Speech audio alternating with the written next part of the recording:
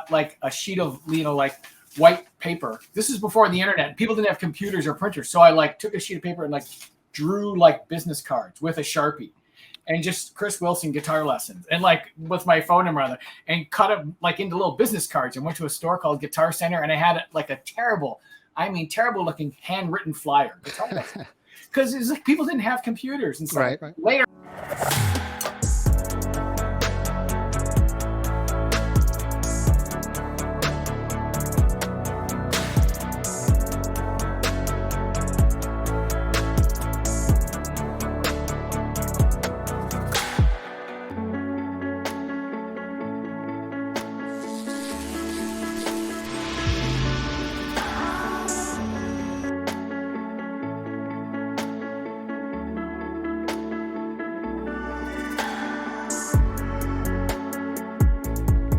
Your show all about? All right, so I'm starting this new. This year I decided to I'm actually also an entrepreneur. Oh, great! But I'm not here to talk about myself today. Okay, that's cool. Yeah, I didn't know. Yeah, what you're up to. And the whole purpose of what I'm doing now is just to, for one, be able to connect with as many entrepreneurs as possible. Awesome. Not for any personal gain, but for the gain of others who can actually. Sure. Watch. I wish we would have had YouTube back in our day, and it would have explained everything to us and heard from other entrepreneurs. You would have to go to a webinar somewhere, across the country to meet with an entrepreneur who can give you a few tips. Yeah, you'd get on a plane to go somewhere. It used to be the seminars. You'd go. Yeah, seminar. There you go. Seminar. Not a webinar. Yeah, you'd fly. Yeah, webinars were cool. Yeah, webinars were nice. But even webinars were like sort of get you to a seminar. Right. So, yeah. YouTube has been an interesting thing, and even the idea of like Skype and Zoom and what is this? This is StreamYard. This is really cool. StreamYard. I like this. Yeah, it's awesome, man. I mean, I don't want to sell it, right? But there's pretty cool features like you can add like banners at the bottom and stuff like that. That's cool. Usually, I use it for live shows. I usually go live like on Facebook, Skype, and all that stuff.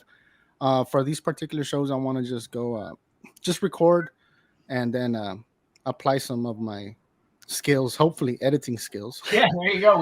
We've all became video editors this year, I feel. Yeah. All right, Chris. Awesome. So where are you at? I'm in just outside of Chicago, Wheaton, so like 20 miles west of Chicago. Nice. I'm down in South Texas, Brownsville, Texas. Brownsville, so like Brownsville Station. So you're down by like Padre Island and Corpus. Oh yeah, I'm like 30 minutes off. Oh, nice. Yeah, you're in the nice weather. It's freezing cold. I think it's 16 degrees out. We got this much snow last night. Whoa. Nah, we're at 54, sunny. Oh, nice. Yeah, we're a long way from 54 here. Yeah. But we're not used to even the 50s, people don't go out, Yeah. See, it's like blizzard last night. It's like everyone just sort of out driving on. We just like deal with it. It's like, what are you going to do? It's like, buy a scarf, right? Buy a scarf and just it. Yeah. The world continues going. Scrape your windows off your car, all that. So yeah. Chris, so how long have you been doing what you're currently doing? I know entrepreneurship is like a lifelong thing, but yeah, 1990. Yeah. 1990. So I opened up my school in my apartment in 1990. Yeah. Wow. July 4th weekend. Yeah. Didn't have a job, opened up a guitar school. And what made you decide to do that? I mean, there must have been, or how did it all begin? I'm guessing you played the guitar. I'm a guitarist. I'm in my guitar room. Are we recording now? Or are we still chatting? We're recording now. Okay, I didn't know. I was gonna say I'm in the guitar room and the humidifiers are going. I don't know if you hear the rumbling in the background. I can shut. Oh no, I can't. Okay, that's cool. I didn't know. So how did I get my start? I went to school for music. I went to Berklee College of Music.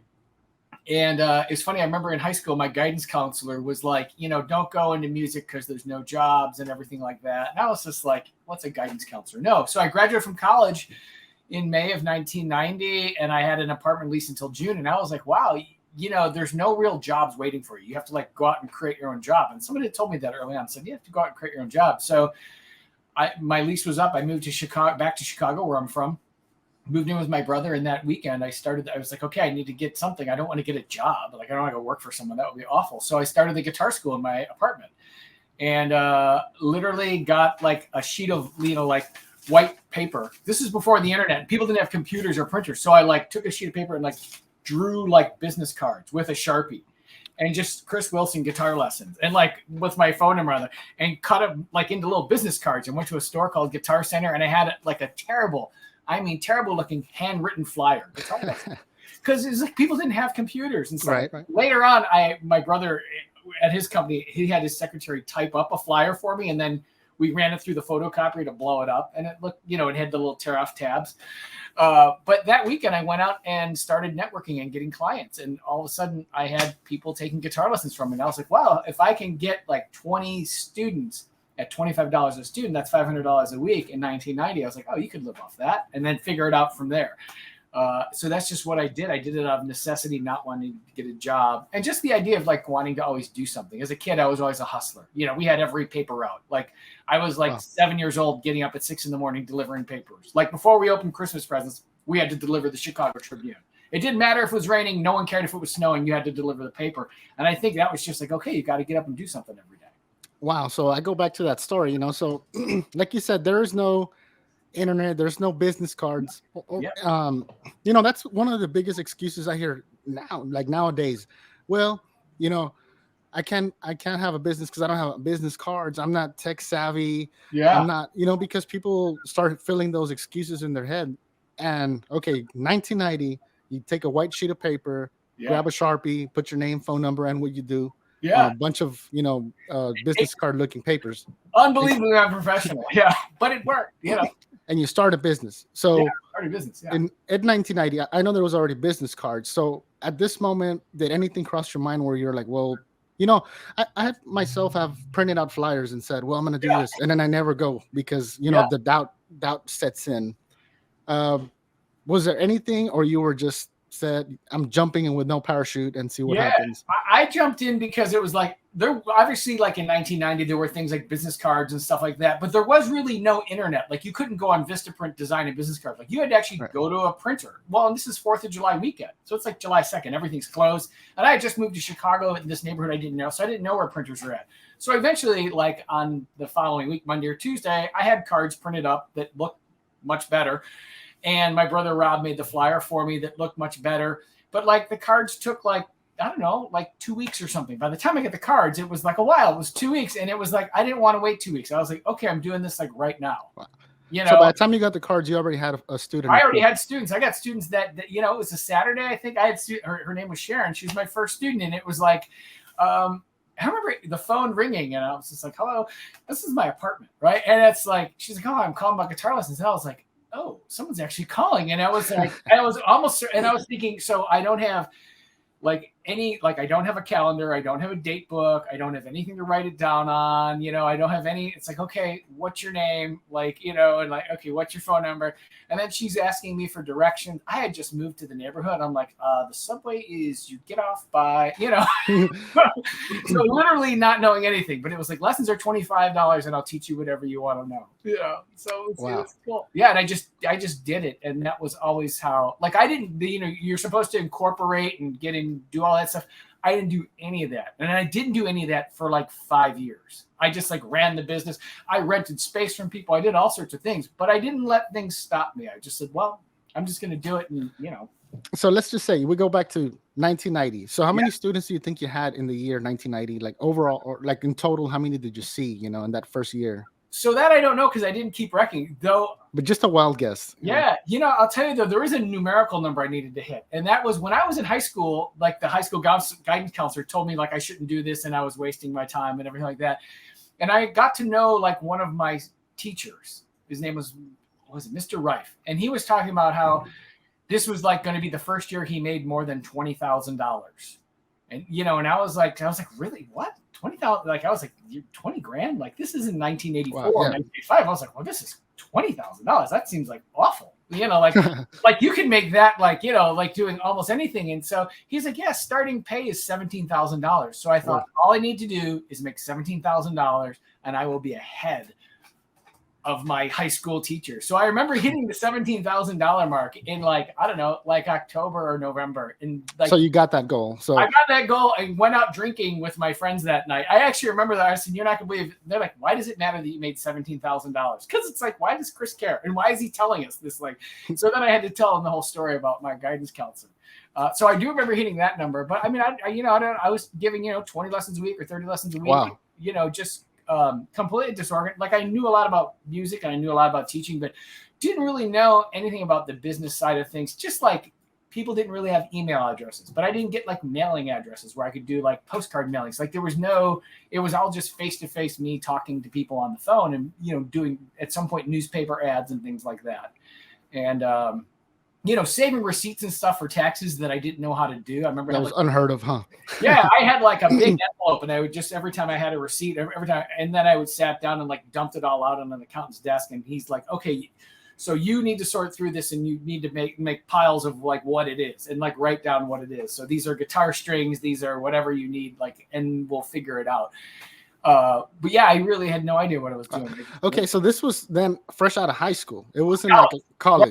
Yeah, right out of Berklee College of Music. Oh, college. Okay, gotcha. Yeah. So I'm like 22 years old. Wow. 23. Still a kid. That's what we would say, right? Still a kid. Yeah, an idiot. Yeah. All right, so now we fast forward to where you're at now.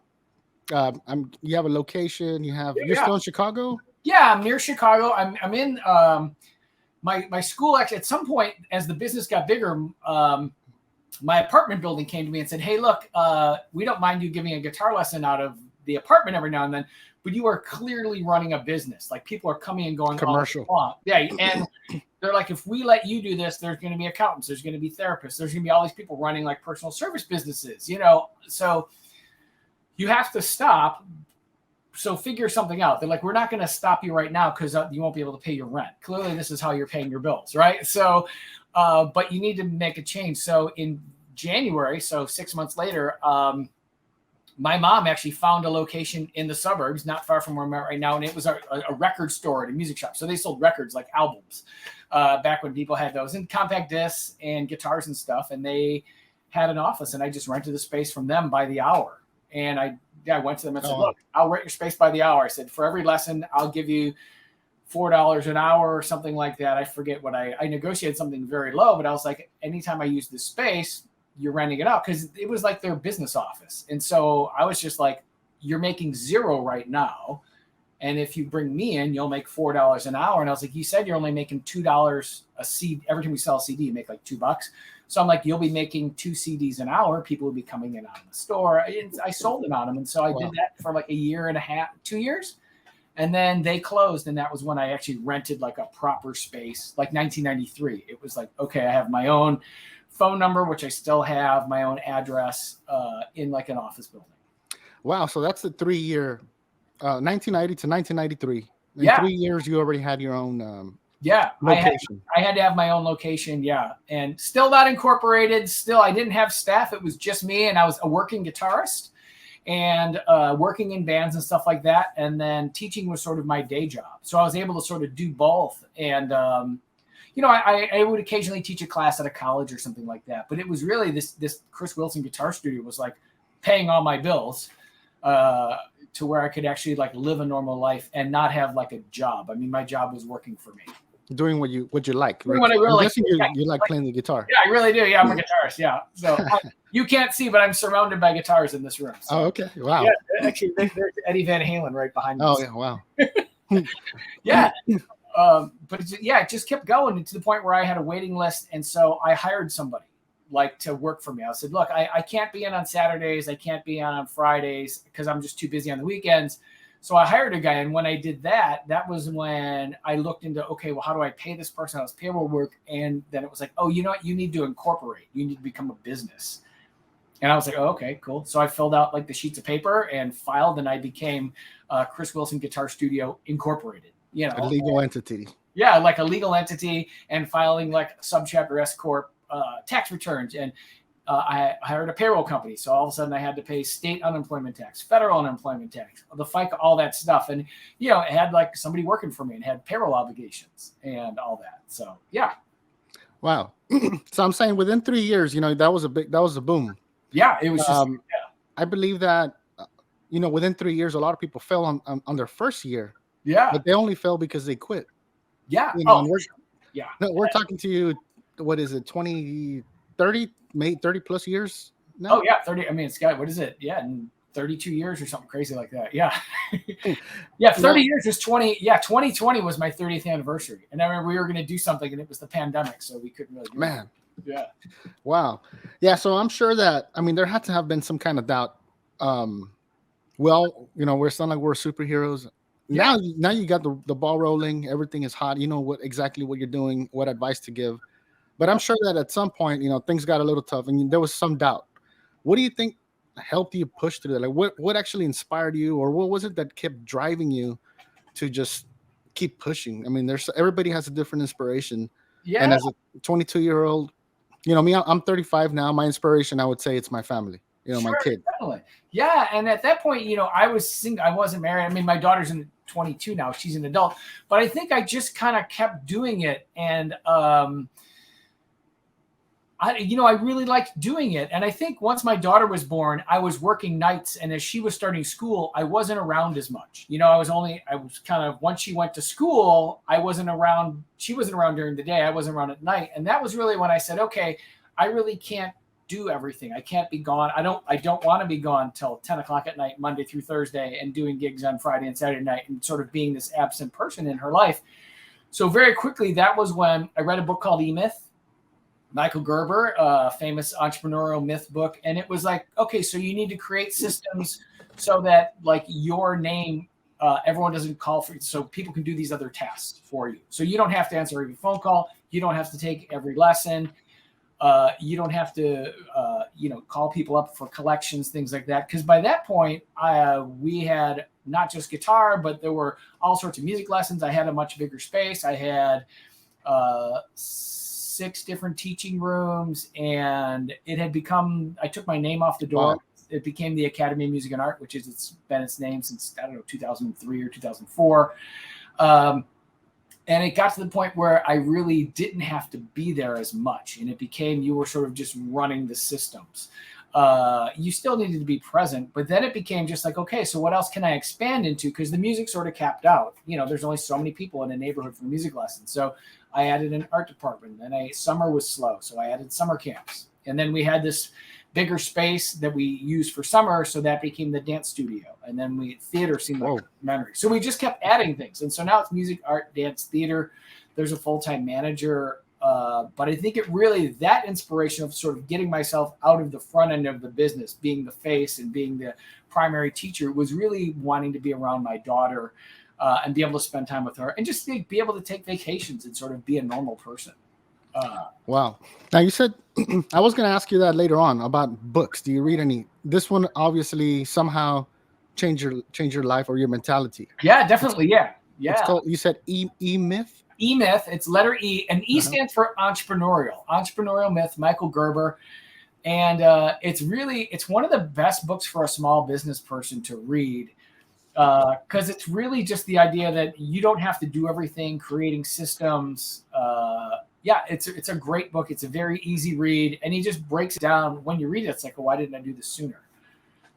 Wow. And now back to so you have the guitar business, and at one point, like you said, there's only so many people you can target to bring in. So you decide to expand. Yeah. Do you think that if you hadn't made that decision, you either would have, not grown, like stayed the same just because of the lack of students? Well, there's only so much you can. If you're the only person doing it and you see your first client and then your second client, let's say, even if you worked a full-time, if you gave half-hour lessons, a full-time job is 40 hours, you'd need 80 students. You can't make any more money at that point, right? If you're the one doing it. And when you take 2 weeks off to go on vacation, you're making zero money. Zero. I actually have friends who are still kind of solo. They stayed solo teachers. And it's like, so when they go on vacation, it's like, okay, so I'm not going to make any money for the next 2 weeks, or you'll be sitting talking to them and at dinner, and they're like, oh, hold on, I got to answer this email from a student, or I have to do this, or I have to do that. And it's like, I don't have to do any. I mean, there's stuff I have to do every day because my company's bigger, but a lot of that front end work, I'm just not doing. I'm doing much, I guess we call it higher value tasks that produce something of much higher value for your business. So definitely you believe that expanding your business by basically not, what is that term? Not laying yourself out too thin, or spreading yourself thin. Yeah, spreading yourself too thin, or you get leverage is what so my leverage comes, there's different ways to get leverage in your business. My leverage comes from hiring people, training them, and having them do the tasks that I don't have to do. So I don't have to answer the phone because someone else answers the phone, because I've trained them how to answer the phone. There's a script they follow that explains everything. There's an operations manual. This is all E-Myth stuff. So you have an operations manual so that here's the directions to how, if someone asks, like, where are you located? You can flip open the operations manual and go, well, where do you live? Well, you're from the north. From the north, you need to get on Route 83 and take it south. You'll see a blah, blah, blah, and turn left, and we're this building. If you're coming from the south, whatever it is. People have Google Maps now, so that's less of a question. But it used to be a question all the time. Where are you located? Especially as we did Yellow Pages advertising, and when we first got on Google or on advertising on the internet, there wasn't this maps function where people could really see where you were at. People didn't have smartphones, so people would call up. Half our questions were, where are you located? I see. Okay, so now how big is your company, in staffing or in? We have 25 people. And that includes teachers, a manager, and assistants and things like that. In a year, we'll have 650 students come through the school, which is good, in various programs. It's a long way from giving 10 lessons a week or 20 lessons a week. It's definitely considerably. I mean, when you look back at it and you think about, writing on a piece of paper and, handing out little pieces of paper, right? And your decision that I'm going to do this because I don't want to do that. Yeah. Again, this is one thing I see a lot is people that start, but they give up because, let's say, nobody called on that first time that they left the flyer. Right. But to me, it's impressive, 30 plus years in the business that you are in now.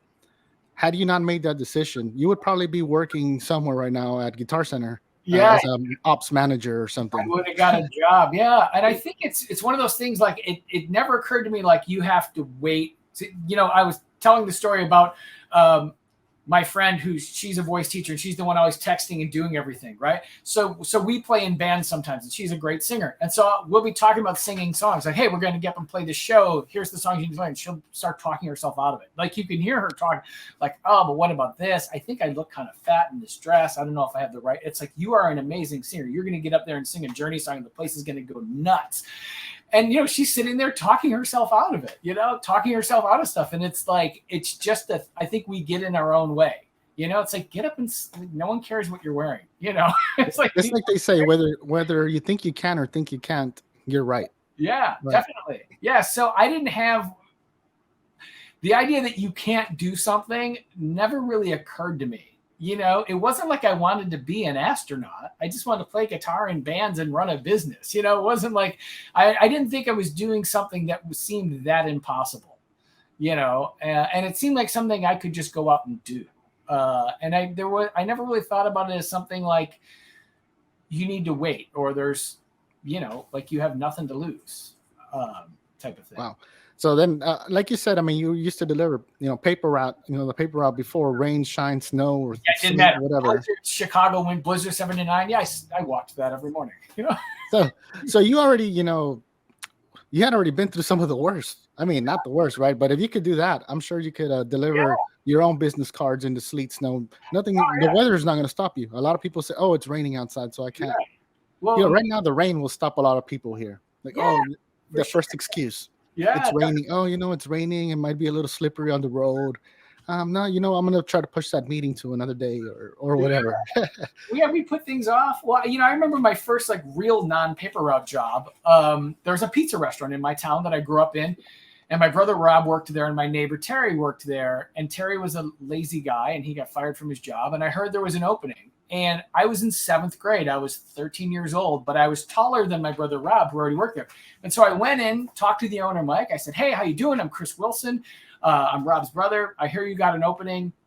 Love to work for you." And he said, "Well, we're really going through a lot of guys and everything. I really like someone permanent. What are your plans?" And I said, "Well, I graduate next year." Which, well, you were 13. Great. He thought I was. So then he thinks I'm a junior in high school. This is before there was no paperwork changed hands or anything like that. And he's just like, and he said, "Well, what are you doing after that?" I said, "I'm going to stick around," not thinking that it was registering like he was thinking I was in high school. So he hired me. So I'm, 13 years old and I'm working in a pizza restaurant till 1 a.m. every Saturday until 10 o'clock, Sunday, Wednesday, Friday. So I had like a job that I had to go to, and you couldn't be late. And it is like the Gordon Ramsay show where they scream at you and stuff like that. And Wow.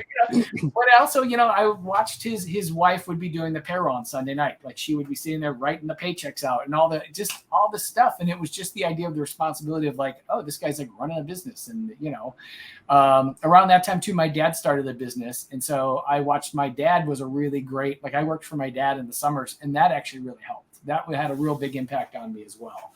But they just did it. Mike, the pizza guy, he just did it. My dad sort of just did it. And so, yeah, the idea that like I couldn't do it was like, wow, it was obsolete. Yeah, it was just like, if I went in and said, hey, can I have a job? He could have said no. And, all right, cool. See you around. Like, I'm out. Yeah, like what's the worst, right? Yeah, well, that's the worst thing that could happen, So that's cool. So even then, I mean, you got some inspiration even from your father who started a business. Yeah. So I mean, I'm sure you learned quite a bit, or just as a just seeing your dad do something is definitely. Well, relation. Yeah, he was in insurance agents where he started out, and so this was in 1979-ish. And it was all direct mail back then. So he'd go to the printer and there'd be like 10,000 flyers or brochures, 10,000 envelopes. And my Aunt Jean would type up the envelope and one brother would fold the envelope and then someone else would stuff the envelope. Someone else would seal the envelope. And then my mom would put stamps on it. So we'd have this conveyor belt going. Wow. So I just kind of thought that's what everybody did. Like it didn't occur to me. It's like Friday night, like the TV's on, we're watching Dallas and we're doing direct mail. It's like, oh, isn't this like what people do? Like the normal. Yeah, it's like, oh, this is just a normal family life. Like dad has a business. And in the summer, you didn't sleep in, you went and worked for your dad, and everybody we saw was like, like small business families. So my dad would go to meet with a client and you'd be in some weird warehouse. And there's my dad talking to this other guy about whatever they're talking about, insurance. And then we're sitting there with his kids and we're talking about working for our dads. And it's like, it's so much more work in the summer because our dads are these early entrepreneurs. It's just like, so we're all in the same boat, So that was just normal. It's like, oh, okay. That's the same thing I think with my kids. I think I even told them, like, you guys think this is normal, but this is not normal. Yeah. I try to keep them in the loop of I guess I'm trying to just make it the next generation better. Yeah. So I wonder, just the same way that you looked up to your dad with his business, do you think your daughter or your kids have looked at that, or they just see it as a normal life now? It's normal. Well, it's funny because my daughter became a music teacher. So she's just graduated and she has a job. So I think she's at that point where she's trying to figure out what to do. Like, so she doesn't perform live concerts like I actually go out and perform with bands. She actually does like a show on Instagram. So she's performing, but it's on the internet. And, she's teaching, trying to figure out, but her friend was talking about like, oh, we should open a school like your dad's. And I was like, if you need help, let me know. So like I think the idea is there. That's yeah, we'll see where it goes. Yeah. We try to, I tell the people that I know, like, I don't want to just build, people are chasing wealth. I want to build a legacy for the next generation. Oh, yeah. Just make things better. Yeah. That's awesome. That's awesome though, that she's stuck in the music. Yeah. Got into business. I thought that was funny. Okay, man. So again, the name of your business now is what is it? Academy of Music and Art. Academy of Music and Arts, located in Westmont, Illinois. Wow. And you can check out academymusicandart.com. Yeah. Awesome.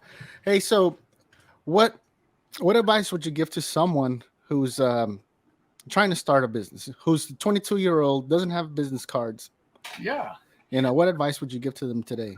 I would say the one thing I was good at, and that was either watching my dad do this or even working in the pizza restaurant. Like you had to go up to the counter and you had to actually talk to someone and say, hi, can I help you? Yes. You'd like a pizza. What would you like on it? And charge them $4.95 and give them change.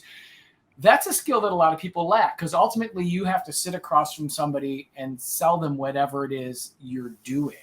And so that's the skill you need more than anything. I think too often we focus on, you probably will need a flyer, or you need a website at some point, all those things. But if you're doing any kind of business that involves people, you're going to have to sit across from someone and be able to talk to them and be able to sell to them. And so I think that's the number one thing, being able to do that. And number two, just as important, is be able to communicate what value is you have for this person. To be able to talk to them and go, well, you should take guitar lessons from me because, and be able to tell them that their benefit is going to be.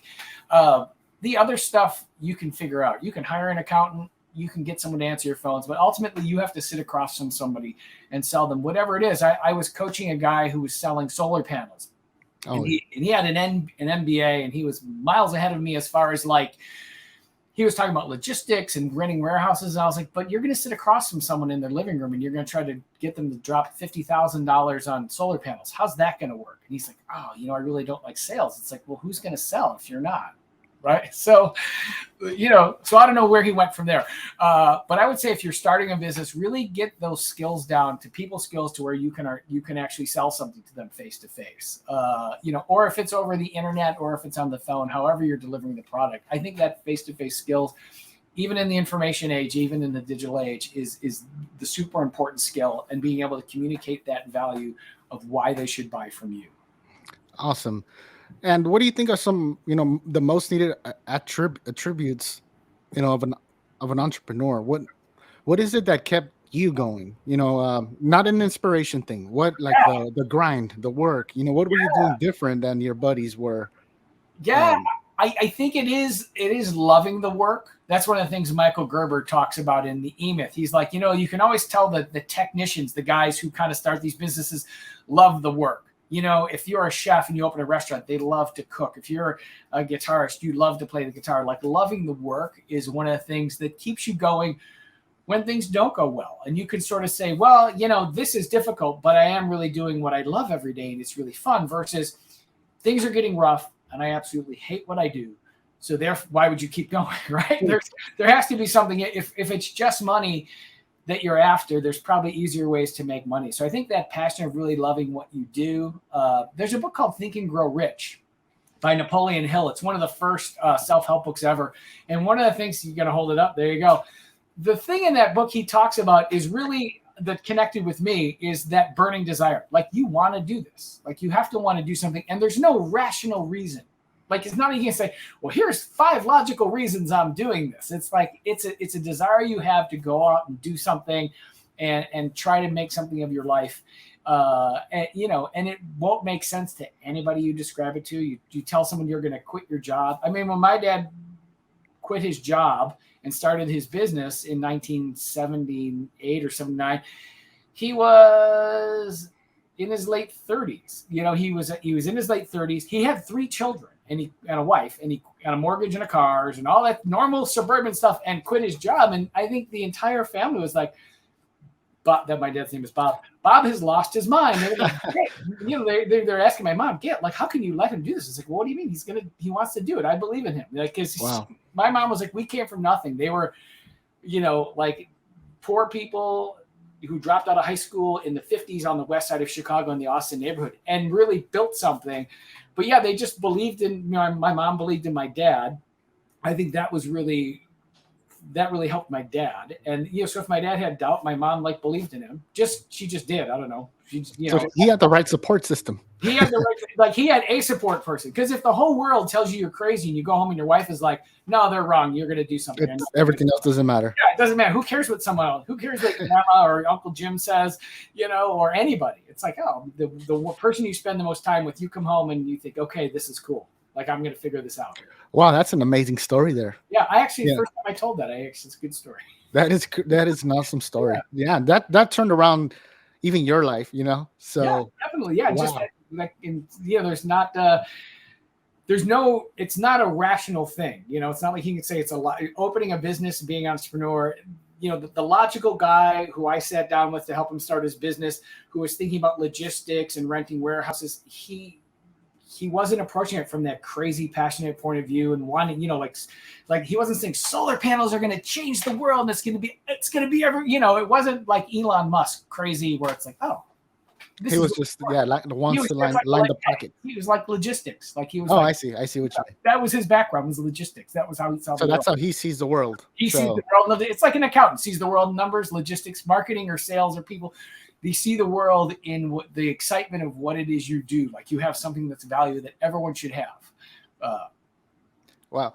And Chris, do you have any message you want to put out today about anything, your business, any future plans, anything? Invites? If you're an entrepreneur, I have a Facebook group called the Small Business Startup Club, and I don't sell anything. I post videos every day, and I talk about entrepreneurial journeys. There's also a Chris Wilson coaching page, and it's something I started in 2020 to help inspire people who are entrepreneurs and people who want to start a business, but maybe either don't have the support system or don't have a support network, or just want to hear from somebody who's actually doing it every day. And so I post something every day on it. It's a little different than a lot of the other Facebook groups in that they're not loaded with spam. It's not a bunch of people selling Bitcoins. It's really just me posting content. I don't sell anything on it. So that might be something, if you like what you're hearing from me, you can check out on Facebook, the Small Business Startup Club. Anybody can join. Just click join. I have stuff on there all the time. You can follow my Facebook page, Chris Wilson Coaching. Same thing, inspirational and fun content every day. Short 2 and 3 minute videos you can check out.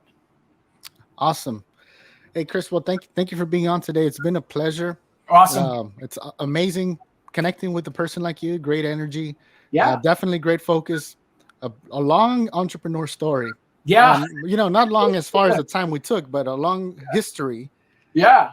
It's awesome. Yeah, it's hard to believe I'm 55. I mean, I've just really enjoyed it. It's really been, I always tell people, I speak with the organization SCORE.